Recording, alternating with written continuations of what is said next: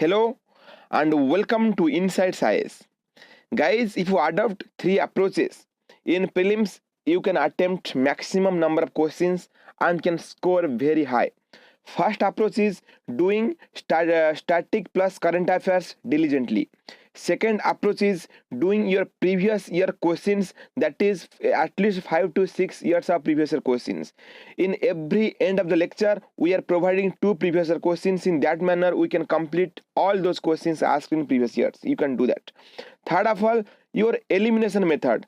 Elimination method doesn't come overnight. You have to practice a lot to inculcate these skills. So let's start with the first issue, that is Pradhan Mantri Laghu Vyapari Maan Yojana. It is a national pension scheme for traders and self-employed persons. Ministry of Labor and Employment takes care about the scheme. Why it is in news? Because very less subscription compared to expectation is being made. It is a voluntary and contribution based central sector scheme. Central sector means 100% funding is done by central government. It's a monthly minimum assured pension of 3,000 rupees for the entry age group of 18 to 40 years after attaining the age of 60 years with the effect from July 22, 2019.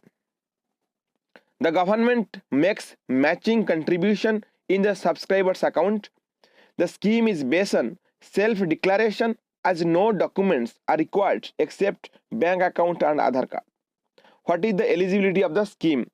All small shopkeepers, self-employed persons and retail traders aged between 18 to 40 years and with good and service tax turnover below 1.5 crores of rupees can enroll the pension scheme.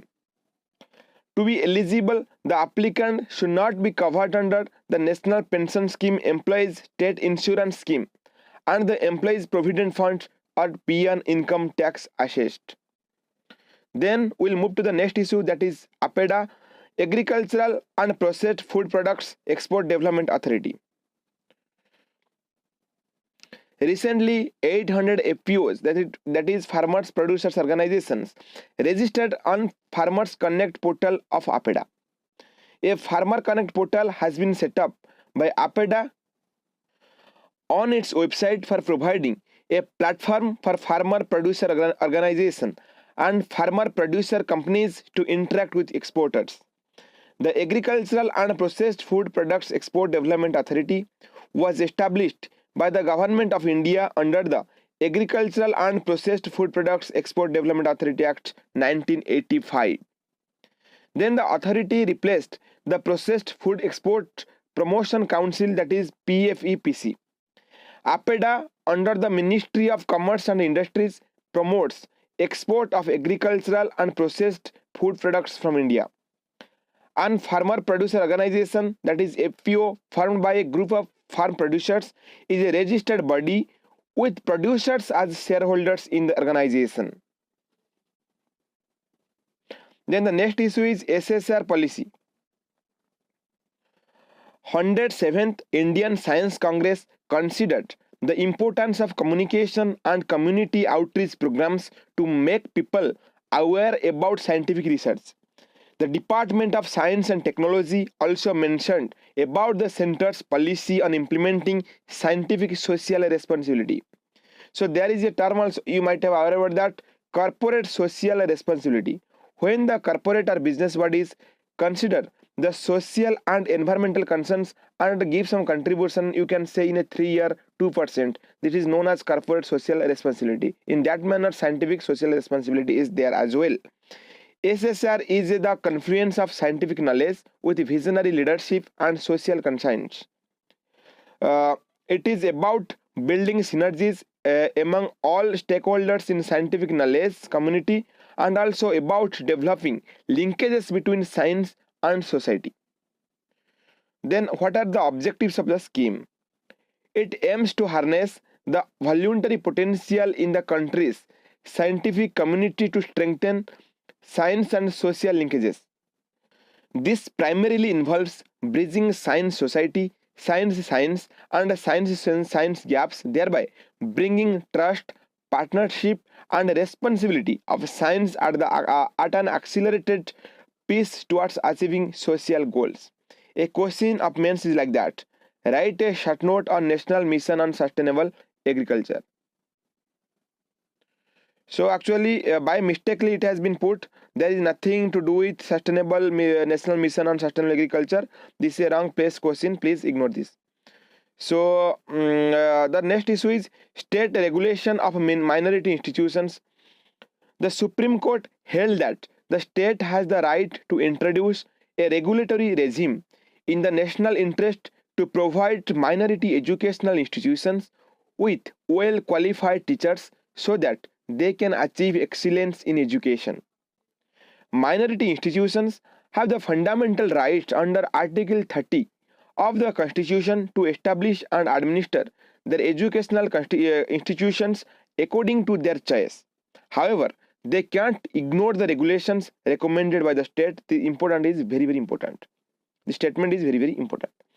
The judgment held that the regulatory law should be a balance of dual objectives of ensuring the standard of excellence as well as preserving the right of minorities to establish and administer their educational institutions. Actually, these statements are very, very important. Please look forward better. What happened? West Bengal Madrasa Service Commission Act of 2008, which mandated that the process of appointment of teachers in aided madrasas recognized as minority institutions would be done by the commission, whose decision would be binding. Article 30 of the Indian Constitution provides right of minorities to establish and administer educational institutions. Guys, in comment box mention what is Article 29 all about. So this Article 30 clause 1 mentions all minorities, whether based on religion or language, shall have the right to establish and administer educational institutions of their choice. Supreme Court referred to the TM Pai Foundation case 2002 and said that Article 30 clause 1, that is right of minorities to establish and administer educational institutions of their choice, was either absolute nor above the law as per the law laid in the case like that. A regulation framed in the national interest must necessarily apply to all institutions regardless of whether they are run by majority or minority, as the essence of Article 30 clause 1 is to ensure equal treatment between the majority and minority institutions. If an unfavorable treatment is given out to an educational institution established and administered by a minority, an objection can be raised. So the next issue is Farmers Innovation Fund. The Indian Council of Agricultural Research (ICAR) is all set to start a Farmers Innovation Fund. ICAR will bring a system to scientifically validate, scale up, and propagate the innovations of progressive farmers. As part of this system, an innovation center will be established in New Delhi, where the innovations will be scientifically validated and farmers will be allowed to pursue research work. Science-based farm practices. It would also encourage farmers to continue their innovations, and science-based farm practices would be made. And Krishi Vigyan Kendras document the innovations of farmers. In next issue, we will discuss about what is Krishi Vigyan Kendras. Technology in agriculture would be the prime importance, and organic farming would be the focus. Then in this slide we will discuss what is the difference between organic farming and zero budget natural farming. So JVNF. Organic farming actually is the kind of farm practices where less chemical would be used and no synthetic fertilizers would be used, but the cost of farming may be high, may be low. In case of zero budget natural farming, the cost of that is the input is very low, and we will use especially the nature based product, especially cow dung and some pulses kind of thing. So this is zero budget natural farming, and it is propounded by Subhas Palekar of Maharashtra. So, and in this case, like Jivamruta, Bijamruta, Wapsa, mulching kind of thing are there, we will cover in another issue. Then fertilizers and pesticides. ICAR is developing nano fertilizers and nano pesticides to promote organic farming and to reduce the use of pesticides and fertilizers. Guys, in comment box mention Which state in India became the first state in organic farming, and which state in India became the first state to give a view for zero budget natural farming? You can say which state is famous for zero budget natural farming in India. So youth and agriculture, a program named Arya to improve rural bioeconomy and attract youth to agriculture is there. So in prelim they can ask what is about program Arya. Indian Science Congress, its theme for the 2020 was science and technology, rural development. Also, Farmer Science Congress was inaugurated for the first time in 107 years of history of the ISC, highlighting the importance of farmers' innovations and their scientific validity. ICAR, that is Indian Council of Agriculture Research. It is an autonomous organization under the Department of Agricultural Research and Education, which comes under Ministry of Agriculture and Farmers Welfare.